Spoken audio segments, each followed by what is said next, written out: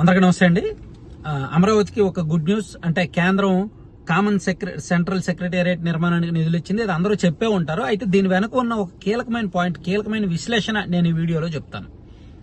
నేను actually driving లో ఉన్నాను, బయట ఉన్నాను. మీకు రోడ్డు మీద ఏమైనా లైటింగ్ ఫోకస్ అది రావచ్చు, ఏమనుకోవద్దు. కొంచెం ఇంపార్టెంట్ అని ఇమీడియట్ గా అర్జెంట్ అని బ్రేకింగ్ వీడియో చేస్తున్నాను. సరే, విషయం ఏంటంటే ఈరోజు కేంద్ర కేబినెట్ భేటీ జరిగింది.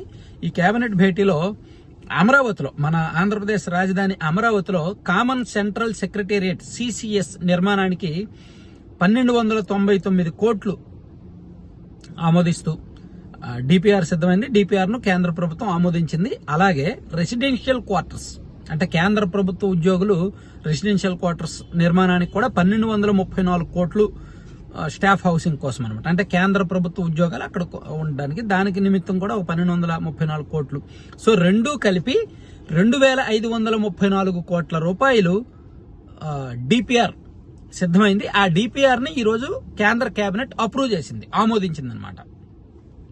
సో ఈ మేరకు కేంద్ర ప్రభుత్వం నుంచి మన రాష్ట్ర అధికారులకు కూడా సమాచారం వచ్చింది. ఆల్రెడీ ఏపీ సిఆర్డీఏ ఈ రెండు భవనాల నిమిత్తం, ఒకవైపు సెంట్రల్ సెక్రటేరియట్ నిర్మాణం కోసం, అలాగే రెసిడెన్షియల్ బిల్డింగ్స్ నిర్మాణం కోసం సిఆర్డీఏ ఆల్రెడీ 22 ఎకరాలు, 22.53 ఎకరాలు, అంటే 22.5 ఎకరాలు అలాట్ చేసింది.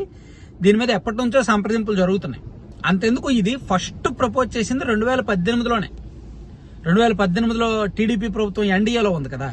సో అప్పుడే ఇక్కడ ఏపీ సిఆర్డీఏ ప్రపోజ్ చేయడం, దానికి కేంద్ర ప్రభుత్వం అంగీకరించడం అన్ని జరిగాయి. కాకపోతే ఆ తర్వాత ఎన్డీఏ నుంచి బయటకు వచ్చారు. సో కేంద్ర ప్రభుత్వ సహకారం లేదు. ఆ తర్వాత వైసీపీ అధికారంలోకి వచ్చింది. ఇవన్నీ ఆగాయి కదా. సో ఇప్పుడు ఎప్పుడైతే మళ్ళీ అమరావతి చట్టం, ఈ అమరావతి ఇష్యూ క్లియర్ అయిందో, సో అందుకని ఇమీడియట్ గా ఈ రోజు సెంట్రల్ కేబినెట్ లో ఫైల్ పెట్టడం, డిపిఆర్ పెట్టడం, వాళ్ళు ఇమీడియట్ గా ఆమోదించడం అన్ని జరిగిపోయాయి. అయితే ఇక్కడ ఒక కీలకమైన పాయింట్ మనం చెప్పుకోవాలండి. ఇది ఎందుకు అతిపెద్ద గుడ్ న్యూస్, ఒక పెద్ద రిలీఫ్ అని ఎందుకు అంటున్నానంటే, జాతీయ స్థాయిలో ఒక సంకేతం, అమరావతి సేఫ్ రాజధాని అని. అలాగే వైసీపీ వాళ్ళు పదే పదే ఏం చెప్తున్నారు, చట్టం సవరణ ఎన్నిసార్లు అయినా చేసుకోవచ్చు. సో ఇప్పుడు విభజన చట్టాన్ని సవరణ చేసి అమరావతిని రాజధానిగా చేర్చారు.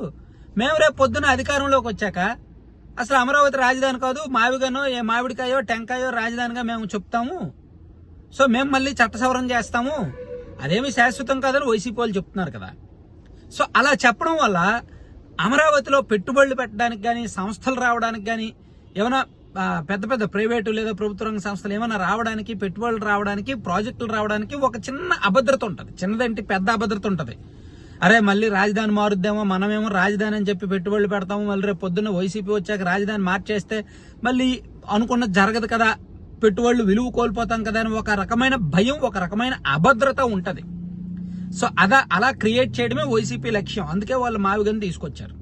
సో దానికి సరైన విరుగుడు ఈ సెంట్రల్ సెక్రటేరియట్ నిర్మాణం, సిసిఎస్ నిర్మాణం అండ్ ఈ రెసిడెన్షియల్ కాంప్లెక్స్ నిర్మాణం. ఎందుకంటే కేంద్ర ప్రభుత్వమే అమరావతిని రాజధానిగా గుర్తించి చట్టం చేయడంతో పాటు కేంద్ర ప్రభుత్వమే 2534 కోట్లు నిధులిచ్చి ఒక రాష్ట్ర రాజధానిలో సెంట్రల్ సెక్రటేరియట్ నిర్మిస్తుందంటే మామూలు విషయం కాదు కదా.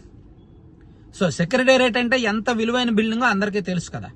పరిపాలన మొత్తం అక్కడే కేంద్రీకృతం అవుతుంది. సో ఇప్పుడు కేంద్ర ప్రభుత్వ రంగ సంస్థలు అండ్ కేంద్ర ప్రభుత్వ రంగ విభాగాలు, ఆయా శాఖల కీలకమైన వ్యవహారాలన్నిటికీ కూడా అవి కార్యాలయం. అదే ఈ సెంట్రల్ సెక్రటేరియట్ అంటే అదే. ఇప్పుడు మనం రాష్ట్ర సెక్రటేరియట్ ఉంది, ఏమవుద్ది, మన విభాగాలన్నీ కూడా అక్కడ ఉంటాయి, విభాగాధిపతులు అక్కడ ఉంటారు, అక్కడ వాళ్ళ ఆఫీస్ అది.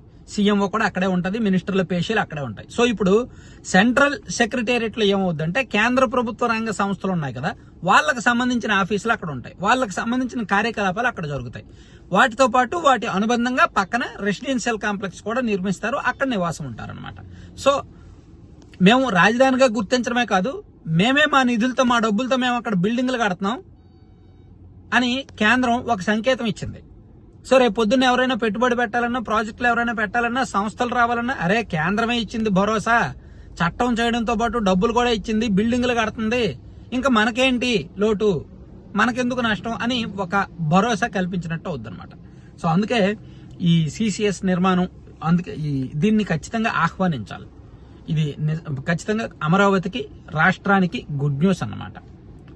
వైసీపీ జీర్ణించుకోలేని అంశం కావచ్చు బహుశా. Thank you.